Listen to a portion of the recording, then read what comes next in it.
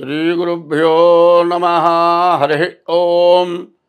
श्रीमहागणाधिपतये नमः। श्रीमहासरस्वत्यै नमः। श्रीगुरुभ्यो नमः। हरिः ओम।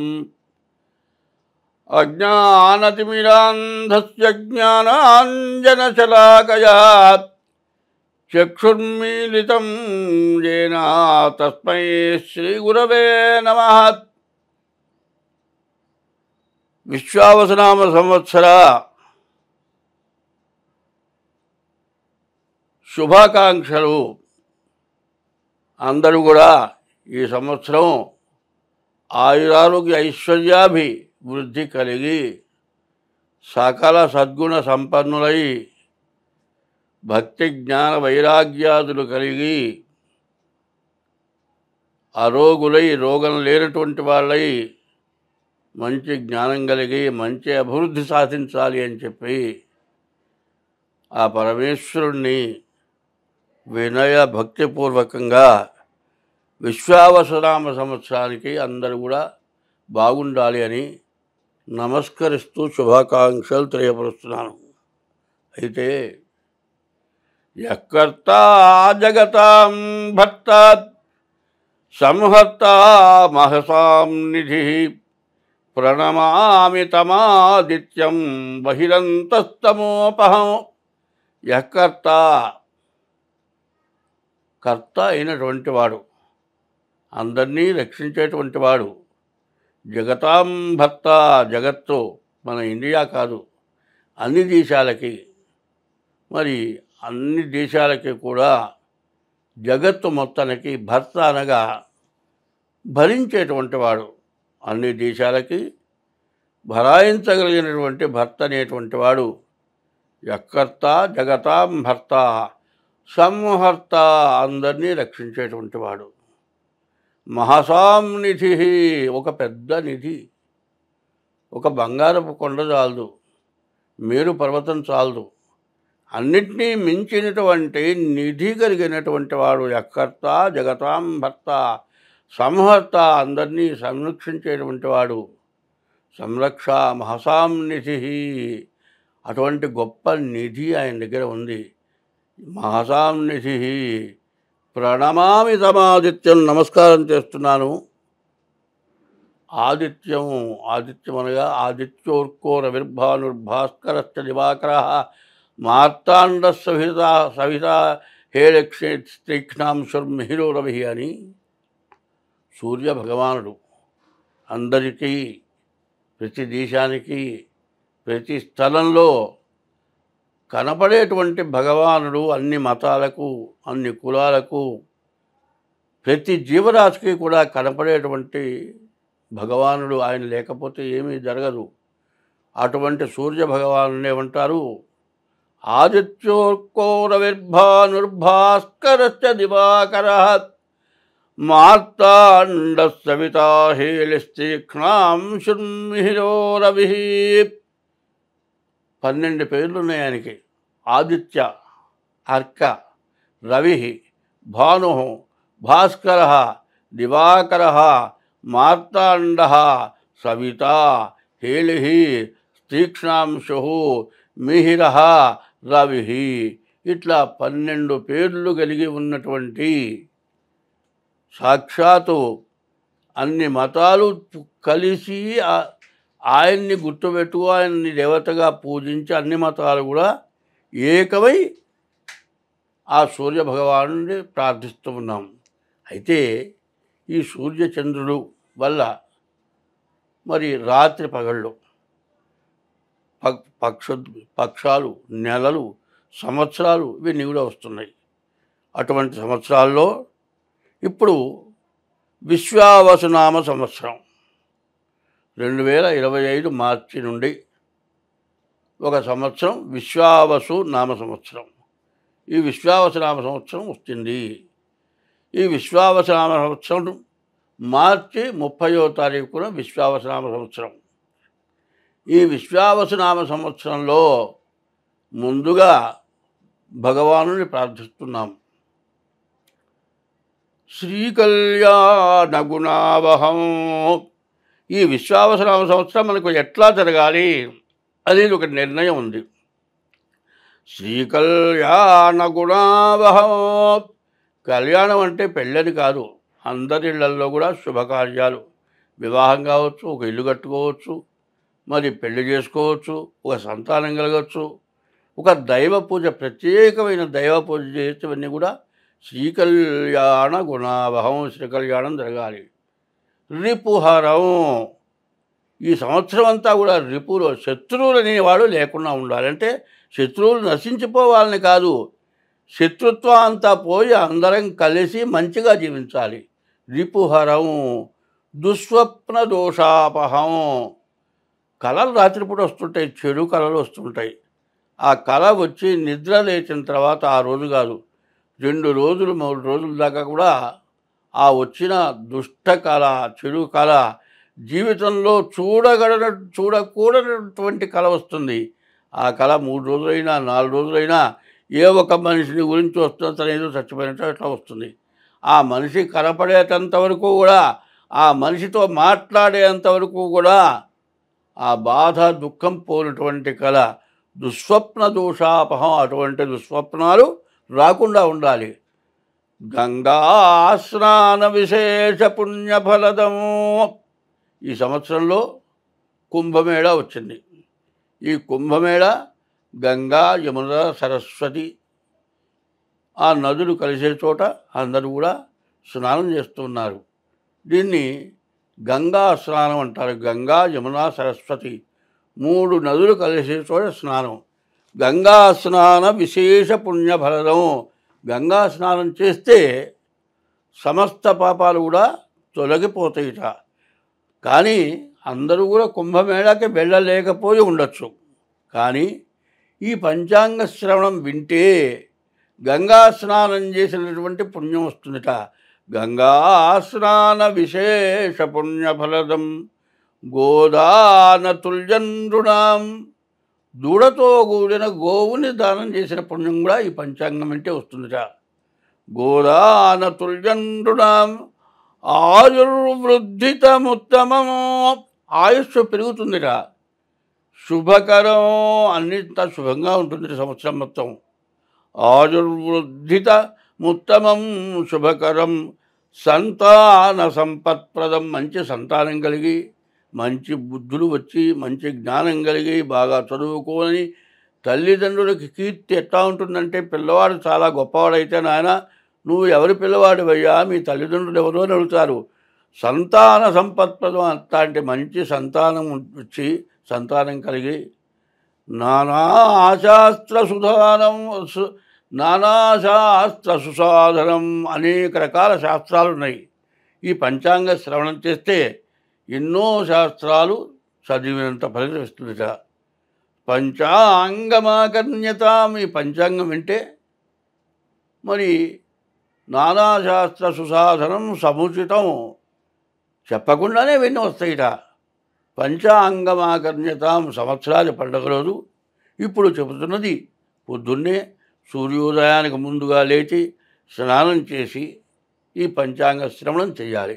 ఈ పంచాంగ శ్రవణం ఏ రోజైనా చేయొచ్చు కదా అంటే చేయొచ్చు, ఏ రోజైనా చేయొచ్చు. కానీ సంవత్సరారంభం రోజున, మొట్టమొదటి రోజున సూర్యోదయానికి ముందుగా నిద్ర లేచి స్నానం చేసి ఈ పంచాంగ శ్రవణం చేయాలి.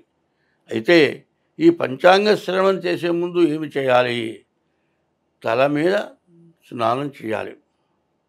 పంచపల్లవాలు అంటారు. మామమే రాజు. మామిడి, మర్రి, రావి, జుబ్బి ఇవి పంచపల్లవాలు. ఇటువంటివి తీసుకొచ్చి తోరణం కట్టాలట వాకిటికి. దీపారాధన చేయాలట.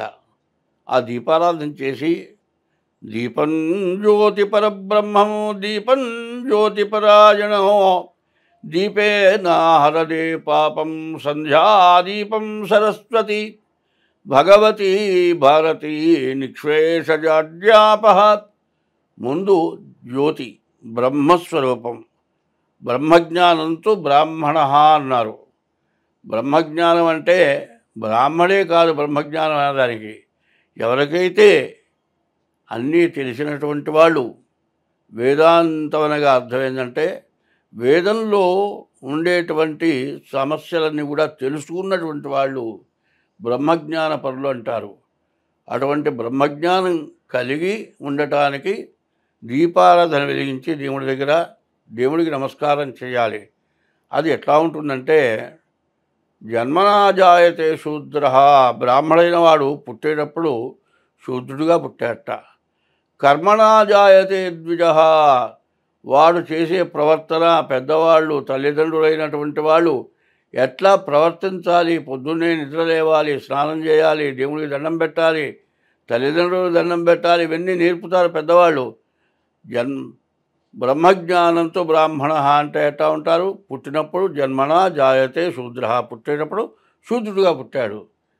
కర్మణా జాయతే ద్విజ, ఎట్లా ఉండాలి, ఎవరితో ఎట్లా మాట్లాడాలి అవి నేర్చుకున్న తర్వాత కర్మ ద్వారా ద్విజుడైనాడు. కర్మణా జాయతే ద్విజ, వేద పాఠంతో విప్రాణం, వేదం నేర్చుకోగానే విప్రుడైనాడు. జన్మనా జాయతే శూద్ర, కర్మణా జాయతే ద్విజ, వేద పాఠంతో విప్రాణం, బ్రహ్మజ్ఞానంతో బ్రాహ్మణ, ఈ బ్రహ్మజ్ఞానం అన్నీ తెలుసుకొని ఎవరికి ఎట్లా చెప్పాలి, ఎవరితో ఎట్లా మాట్లాడాలి, చెడువాడిని మంచివాడిగా ఎట్లా మార్చాలి, వాటి చేసిన తప్పును ఎట్లా తెలియపరచాలి. తిడితే రాదు, కొడితే రాదు, ప్రాణం తీస్తే రాదు, కానీ మనం చెప్పు చేతలు చెప్పడం మంచిగా 100 సార్లు 1000 సార్లు చెప్పి వాడిని మార్చగలిగినటువంటి జ్ఞానం గలవాడు బ్రహ్మజ్ఞానంతో బ్రాహ్మణ అన్నారు. అందరి చేత పూజింపబడేటట్టుగా చెడువాడు కూడా దురభిప్రాయాలు చెడు లక్షణాలు ఉన్నవాడికి కూడా మనం చెబితే, అమ్మో పెద్దవాడు ఆయన చెబితే వినాలి అని దండం పెట్టి వినేటట్టుగా తెలియపరచగలిగినటువంటి వాడు బ్రాహ్మడు అన్నారు. అటు బ్రహ్మజ్ఞానంతో బ్రాహ్మణ, అటువంటి జ్ఞానం రావాలి ఈ పంచాంగం వింటే. పుట్టినప్పుడు బ్రాహ్మడే శూద్రుడు, ప్రవర్తన ద్వారా ద్విజుడు, వేద పాఠం చేత విప్రుడు, బ్రహ్మజ్ఞానంతో బ్రాహ్మణ. మరి జరిగింది, జరగబోయేది, జరుగుతున్నది కాక అందరూ సమానులే, ప్రతి జీవరాశి సమానమే. హిందూ మతం యొక్క లక్షణం ఏంటంటే సర్వప్రాణి కోటి కూడా బాగుండాలని కోరుకునేదే బ్రహ్మజ్ఞానం. అటువంటి వాడు బ్రాహ్మడవుతాడు. అయితే అటువంటి బ్రాహ్మడికి వచ్చేటువంటి జ్ఞానం ఈ పంచాంగం వింటే వస్తుంది. సరే, దీపారాధన చేశావు, వాకిటి తోరణం కట్టావు, దీపారాధన చేశావు, తర్వాత వేప పూత, మామిడి కాయ, మరి తేనె, ఇవన్నీ కూడా తీసుకొచ్చి పంచామృతం అంటారు ఈ ప్రసాదం తీసుకోవాలి. ఉప్పు, పులుపు, తీపి, చేదు, వగరు. పులుపు, ఉప్పు, తీపి, చేదు, వగరు 5 రకాలు ఈ ప్రసాదం తీసుకోవాలి. చాలామంది పచ్చడి అంటారు. పచ్చడి కాదు, రోట్లో వేసి నూరితే పచ్చడి అయింది. ఇది పచ్చడి కాదు. వేప పూత, వేపకాయ తయారు కావటానికి ముందు పూత పోస్తుంది. ఆ పూతకు చుట్టూ కూడా రేకులు ఉంటాయి. అష్టదళ పద్మం అంటారు. 8 రేకులు ఉంటాయి చూడండి, సన్న సన్న రేకులు. బియ్యపు ఆ రేకులే వేస్తాను. పైన పుప్పొడి ఉంటుంది, అది లేకుండా ఆ వేప పూత వేసి ఉప్పు, పులుపు, తీపి, చేదు, వగరు ఇన్ని రకాలు. దీనికంటే ఆనందంగా ఉన్నప్పుడు తీపి, మరి ఇష్టం లేనప్పుడు వగరు, ఇంకా కష్టం కలిగినప్పుడు చేదు, తర్వాత ఆనందం కలిగినప్పుడు తీపి.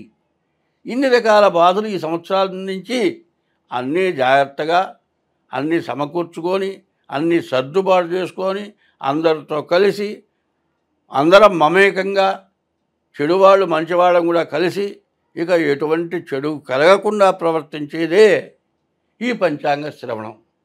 అయితే పంచాంగంలో చాలా రకాల చెడులు ఉంటాయి. అన్నీ కూడా మనకి పోవటం కోసమని ఈ పంచాంగ శ్రవణం చేస్తున్నాం. ఈ పంచాంగ శ్రవణం చేసేటప్పుడు నవనాయకులు ఉన్నారు. 9 గ్రహాలు ఉన్నాయి. ఇప్పుడు ప్రధానమంత్రి, రాష్ట్రపతి, మరి ఇట్లా మంత్రులు ఉన్నారు. పార్లమెంటు మెంబర్లుగా పోటీ చేసి గెలిచి వాళ్ళే మంత్రులుగా వస్తారు. అట్లాగే ఈ 9 గ్రహాలు కూడా మంత్రులుగా వస్తారు. ఈ మంత్రుల్లో పాపగ్రహాలు, శుభగ్రహాలు 2 రకాలు ఉన్నాయి. మరి 24 నుంచి 27 వరకు కూడా పాపగ్రహాల బలమే ఎక్కువగా ఉంది. ఈ పాపగ్రహాల బలం ఎక్కువగా ఉండటం చేత అంతా గొడవగానే ఉంటుందేమో అనే అనుమానం ఉంది. కానీ మనం ఇది విన్న తర్వాత అది జరగకుండా పోవటం కోసమే ఈ పంచాంగ శ్రవణం చేస్తున్నాం. ఈ చెప్పేదంతా జరగకూడదు అనుకుంటూనే చెబుతున్నాం. ఇది జరగకుండా ఉండాలంటే మన ప్రవర్తన చాలా అవసరం. మనం ఎప్పుడూ ఆలోచన చేసి దీర్ఘంగా ప్రవర్తన చేయాలి. ఎటువంటి సమస్యనైనా ఎదుర్కోవాలి అంటే మిత్రత్వంతో సాధించాలి, శత్రుత్వంతో సాధించలేము. కాబట్టి ఇది ఏమిటి అనేది మనం ఆలోచించుకోవాలి. ఈసారి అయింది 30వ తారీఖు ఆదివారం అయింది. ఆదివారం రోజున సంవత్సరాది పండగ వచ్చింది. ఆది పూజ్యో వినాయక. ముందు వినాయకుడిని పూజిస్తాం, తర్వాత ఆదివారం సూర్య భగవాను పూజిస్తాం. ఆ రోజు ఏమైంది, సూర్యుడు రాజు అయినాడు. ఈ సంవత్సరానికి సూర్యుడు రాజు. అది ఎట్లా ఉంచండి. ఈ సంవత్సరం ఎట్లా ఉంది అంటే పాపగ్రహాల వల్ల అందులో మార్చి 30వ తారీఖున 6 గ్రహాలు ఒక చోట చేరుతున్నాయి. షష్టగ్రహ కూటమి అన్నారు. ఈ 6 గ్రహాల కూటమి వల్ల సమస్యలు విపరీతంగా ఉండవచ్చు. సమస్యలు ఉండవనేది వేరు, ఉండకుండా చేసుకోగలగటం కూడా వేరు. సమస్యలన్నీ తేలిగ్గా తీసేసి సమర్థించుకొని ముందుకు పోయేవాళ్ళు చాలామంది ఉన్నారు.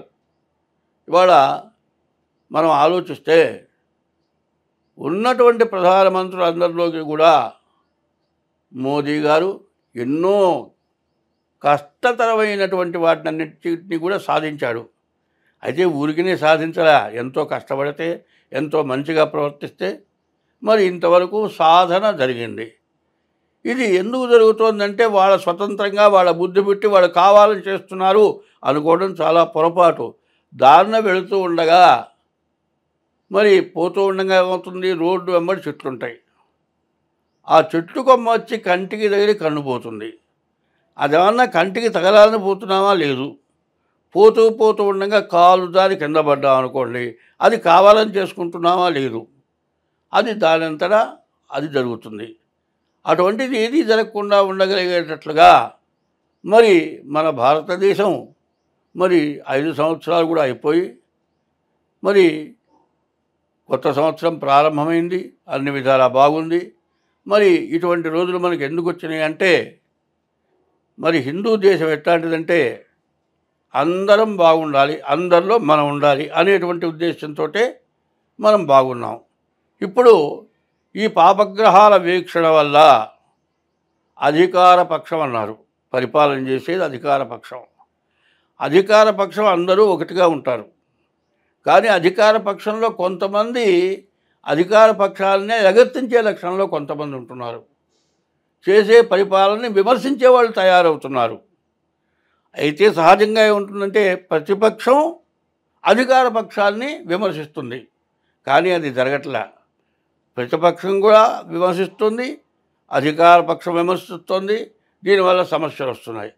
ఇదే కాదండి, పరిపాలనలో అంతర్యుద్ధం, పరిపాలనలో ఒకళ్ళకొకళ్ళు పడటంలా, ప్రతిపక్షం కూడా పట్టల్లా. దీనివల్ల కలహాలు పెరుగుతున్నాయి, సమస్యలు పెరుగుతున్నాయి. కానీ ప్రజల పరిపాలన సరిగ్గా చేయటానికి అవకాశం ఇవ్వటం లేదు, చేయలేకపోతున్నారు. సరే, మన దేశం అంతవరకే ఉందండి. ప్రపంచ దేశాల్లో రకరకాలైన యుద్ధాలు జరుగుతున్నాయి. అది ఎందుకు, విరోధాలు శత్రుత్వాలు ఎందుకు వస్తుందంటే స్వార్థం కోసం వస్తుంది. అవతలవాడు మనకంటే ముందుకు పెరిగిపోతున్నాడు, వాడు పెరగకూడదు, మనమే పెరగాలనే ఉద్దేశంతో వాళ్ళని తొక్కేస్తే మనం పైకి వస్తామనేటువంటి దురుద్దేశంతో జరుగుతుంది. మరి ఏమవుతుంది, రష్యా ఉక్రెయిన్ ఆ మధ్య యుద్ధం జరిగింది. ఈ ఉక్రెయిన్ కూడా రష్యాలో ఒక భాగం.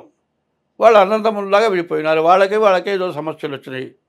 కొన్ని దేశాలు ఆ పక్క, కొన్ని దేశాలు రెండో పక్క చేరి యుద్ధాన్ని పెంచి ఉక్రెయిన్ని సర్వనాశనం చేయడం జరిగింది. అది ఎందుకు జరిగింది, మంచివాడు ఒక పక్క, చెడ్డవాడు ఒక పక్క జరిగితే ఇట్లా జరిగింది. ఏది జరిగినా యుద్ధాన్ని ఆపితే గొప్పతనం అవుతుంది, కానీ యుద్ధాన్ని జరగటానికి ప్రవర్తిస్తే నాశనం అయిపోతుంది.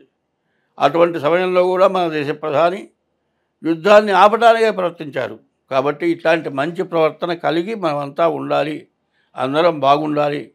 మరి రేపు సంవత్సరాది రోజున ముందుగా వాళ్ళు చెప్పిందంతా కూడా పంచాంగ శ్రవణం జాగ్రత్తగా చేయాలి. అంటే ఇప్పుడు రాబోయేది ఏమిటంటే రాజులకి, మంత్రులకి, పరిపాలకులకి ఒకళ్ళకొకళ్ళ పట్టల్లా.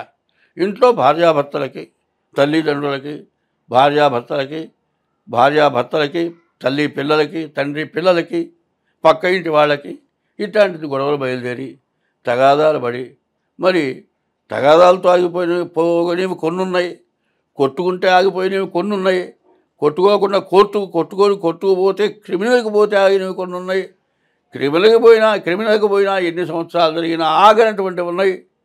భార్యాభర్తల యొక్క సమస్యల వల్ల ఇవాళ వివాహం అయిన తర్వాత చాలామంది భార్యాభర్తలు ఇద్దరు కూడా తగాదాడుకొని కోర్టుకి ఎక్కి కోర్టులో ఏమీ తేలక పేరుకుపోయిన కేసులు విపరీతంగా ఉన్నాయి. ఇప్పుడు ప్రతి లాయర్లు కూడా చెబుతున్నారు. ఇటువంటివి ఇదివరకల్లా జరిగినాయి. ఇప్పుడు విశ్వావసు, విశ్వమంతా కూడా బాగుండేట్టుగా ఉండేటువంటి సంవత్సరం ఈ సంవత్సరం కాబట్టి ఈ సంవత్సరం అందరూ కూడా కలిసికట్టుగా అందరూ కూడా కలిసి దైవాన్ని పూజించి అందరూ కూడా మంచిగా బ్రతకాలి అంటే ఎటువంటి సమస్యలైనా సరే ఓర్పుతో నేర్పుతో సాధించాలి. తగాదా ఎట్లా ఉంటుందంటే ఇటు రెండు పక్షాలు ఉన్నాయండి. ఈ రెండు పక్షాలు కలిసి ఇట్ట తగిలితే శబ్దం వచ్చింది. ఒక పక్షం ఇటే చెయ్యి ఊపింది అనుకోండి, రెండో పక్షం ఈ చెయ్యికి ఎదురు రాకుండా ఉంటే తగాదా లేదు. కాబట్టి ఇటువంటి సమస్య లేకుండా అందరము సుఖ సంతోషాలతో ఉండటం కోసమని విశ్వావసనామ సంవత్సర పంచాంగ శ్రవణం ఇప్పుడు చేస్తూ ఉన్నాము.